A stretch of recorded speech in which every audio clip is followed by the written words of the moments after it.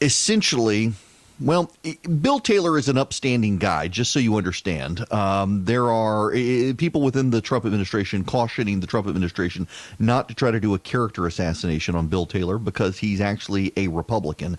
Bill Taylor worked for Reagan, for both Bushes. He worked inside the foreign affairs for the State Department. He was an advisor to William Howard Taft IV, the great-grandson of President Taft. That Taft was the NATO ambassador who helped build the coalition for purging Saddam Hussein from Kuwait during the first Gulf War. Bill Taylor was George W. Bush's ambassador to Ukraine. The Trump White House called him back and sent him to Ukraine. They needed someone to go in after the previous ambassador had been fired, so they sent him back in. Taylor wanted this phone call between the president and Ukraine's president. He wanted it done. It was done. Bill Taylor was left out of the loop on Ukrainian assistance for a time. He found out about it. He knew something was going on. And essentially what Taylor said to Congress, and we have his written testimony, is that the Ukrainians could not get the security assistance unless the president of Ukraine held a press conference and before cameras and microphones said they were investigating Joe Biden. The president of the United States told Gordon Sondland, the EU ambassador, this was not a quid pro quo, but that must be done for the money to flow, which actually is the definition of a quid pro quo. Sondland told the House investigators he had no memory of his conversation with Bill Taylor, that he did talk to Bill Taylor, but he had no recollection of what he told Bill Taylor. Bill Taylor says, yes, we talked, confirming Sondland, and fills in the gap of the things Sondland says he can't remember. Taylor says their conversation was that Sondland confirmed the president had told Sondland the money wouldn't flow unless Biden was investigated, and 2016.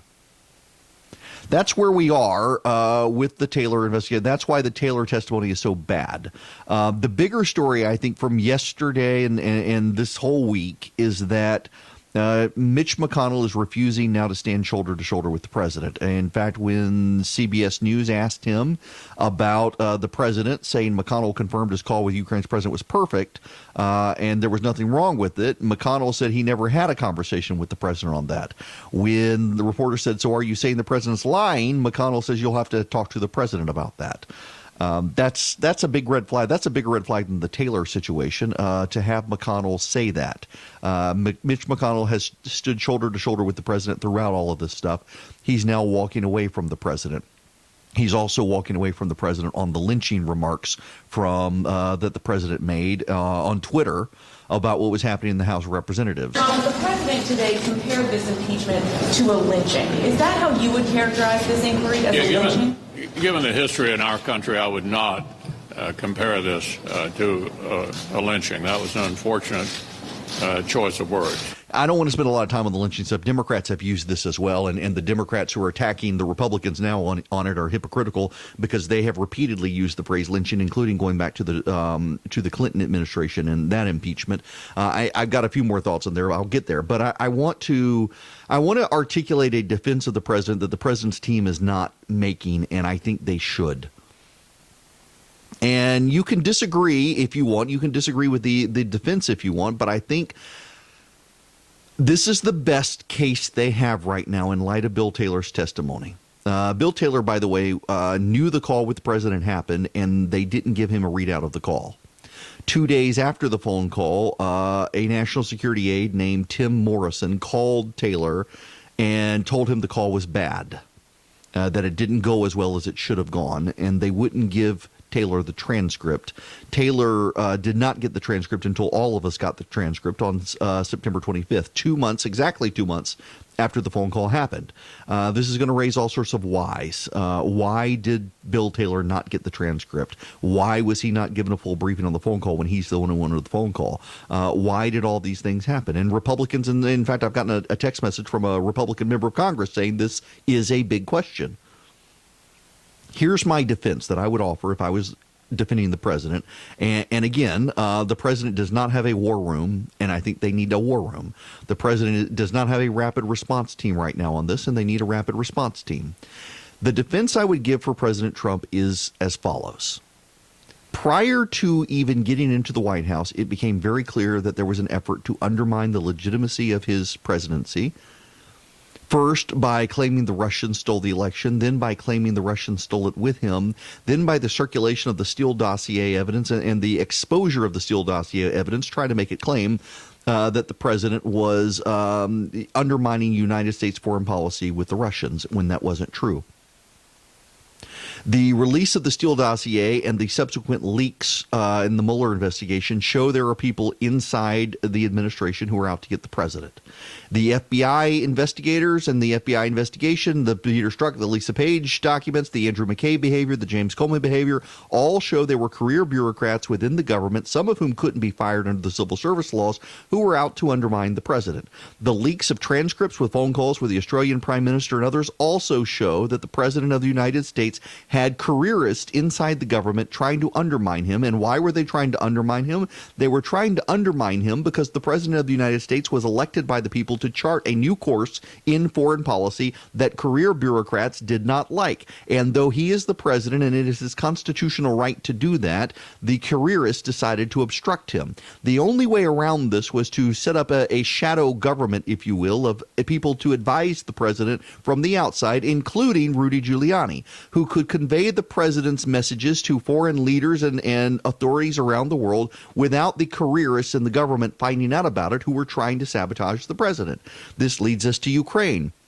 The president had begun locking away transcripts after several leaks. The president felt the need to lock this transcript away as well because the president was very interested in corruption going back to 2016. The president, based on the Mueller report, the Steele report, and others, was convinced that Democrats in 2016 were trying to sabotage him using the government and using foreign powers, including people in Ukraine, to undermine his election and then delegitimize his presidency. He didn't know who he could trust in government. Along comes an anonymous op-ed in the New York Times saying that, in fact, there are people inside the government who are working together to undermine the presidency and the president's foreign policy and domestic policy and national security goals. And this confirmed to the president everything he had long suspected, which caused him to redouble his efforts to keep as many people as possible out of the way and out of knowledge of what he wanted to do for American foreign policy, because, again, he was lawfully and duly elected to do what he pleased in foreign policy for the United States that he thought was in the interest of the country. And these people, opposed to it because it was so different from prior administrations,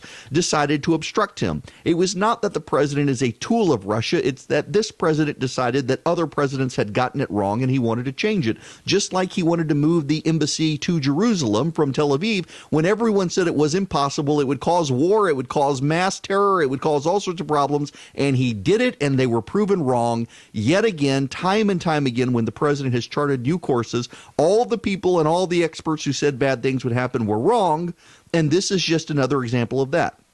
The president, based on all of this situation, based on Anonymous, based on the leaks, based on all these things, relied heavily on Rudy Giuliani and brought in trusted people from the outside, including William Barr, the Attorney General, to make sure that the president's orders were lawfully carried out. That's all this was. The president is absolutely convinced people inside government were undermining him. The president is absolutely convinced that the Democrats used government to try to block him in 2016, and when they failed, they used the Steele dossier as an insurance policy. The Steele dossier was put together with people, including people in Ukraine, and he wanted to find out about that and the corruption. And when he found out that Joe Biden's family was enriching itself off the government at the exact same time the Democrats were accusing the Trump family of enriching themselves off government, he thought it was worthy of investigation to show the hypocrisy.